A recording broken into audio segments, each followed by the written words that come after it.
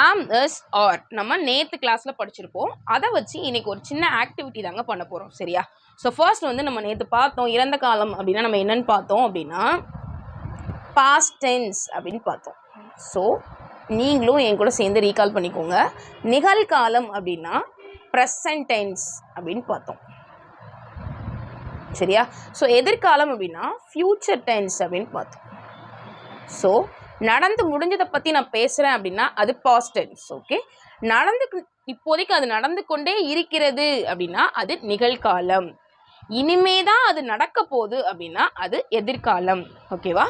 So நேற்று வந்து இறந்த காலம், நிகழ்காலம், எதிர்காலம் இதெல்லாம் தெரிஞ்சாதாங்க நம்ம பேசவே முடியும் அப்படிங்கிறத நம்ம தெரிஞ்சுக்கிட்டோம். ஸோ இன்னைக்கு அதாவது ஆம் இஸ் ஆர் வச்சு ஒரு சின்ன ஆக்டிவிட்டி நேற்று படித்த கிளாஸில் இருந்து சின்ன சின்ன கொஸ்டின்ஸ் கேட்க போகிறேன். நீங்கள் ஆன்சர் பண்ண போகிறீங்க. ஓகேவா? ஸோ ஃபர்ஸ்ட் பார்த்தீங்க அப்படின்னா ஆம் அப்படிங்கக்கூடிய இந்த வேர்பை எந்த சப்ஜெக்ட்டுக்கும் நம்ம யூஸ் பண்ணுவோம்? ஆம்ங்கிற வேர்பை நம்ம எப்போ யூஸ் பண்ணுவோம்? என்னை பற்றி பேசும்போது மட்டும்தான் நம்ம யூஸ் பண்ணுவோம். ஐ வந்தால் மட்டும்தான் நம்ம என்ன பண்ணுவோம்? ஆம் யூஸ் பண்ணுவோம் அப்படிங்கிறத பார்த்தோம். நெக்ஸ்ட்டு இஸ் வந்து நம்ம யாருக்கெல்லாம் யூஸ் பண்ணுவோம் அப்படின்னு பார்த்தோம்? சிங்குலர். இஸ்னாலே என்ன? சிங்குலர் அப்படிங்கிறத நம்ம நேற்று பார்த்தோம். ஸோ சிங்குலர்னா யாருன்னா வருவாங்க? He, she, it. ஸோ இவங்களுக்கு மட்டும்தான் நம்ம இஸ் அப்படிங்கக்கூடிய வேர்பு யூஸ் பண்ணுவோம் அப்படிங்கிறத பார்த்தோம்.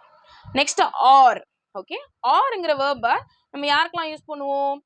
ப்ளூரல், ஒன்றுக்கு மேற்பட்டது. சரியா? ஸோ சிங்குலர்னா ஒருத்தர், ப்ளூரல்னா ஒன்றுக்கு மேற்பட்ட, அது உங்களுக்கு தெரியும். ஸோ அவங்க யார் கேட்டகரியில், இந்த கேட்டகரியில் யாரெல்லாம் வருவாங்க? தே, வி, யூ.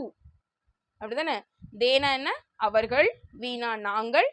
ஸோ யூங்கிறது ஒருத்தராகவும் இருக்கலாம், இல்லை 2 பேராக கூட இருக்கலாம். ஓகே, 3 பேராக கூட இருக்கலாம். ஸோ இவங்கெல்லாம் யார் அப்படின்னா ஒன்றுக்கு மேற்பட்ட அப்படிங்கக்கூடிய கான்செப்டில் வர்றதுனால இவங்களுக்கு நம்ம ஆர் அப்படிங்கக்கூடிய வேர்ப் யூஸ் பண்ணுவோம் அப்படிங்கிறத நம்ம நேற்றே பார்த்துட்டோம். சரியா? ஸோ அடுத்த ஒரு ஆக்டிவிட்டி என்னென்னா, இப்போ நான் வந்து தமிழில் உங்ககிட்ட சொல்லுவேன். நீங்கள் வந்து என்ன பண்ணணும் அப்படின்னா இங்கிலீஷில் சென்டென்ஸை சொல்ல போகிறீங்க. ஓகேவா? ஸோ அவன் விளையாடி கொண்டு இருக்கிறான் அப்படின்னு சொல்கிறேன். அவன் விளையாடி கொண்டு இருக்கிறான். இந்த இடத்துல அவனுங்கிறது ஹீ. அப்படிதானே? ஸோ அவன்னா ஒருத்தர். ஸோ ஹீ ஒருத்தர்னா என்ன வேர்ப் யூஸ் பண்ணும்? He is.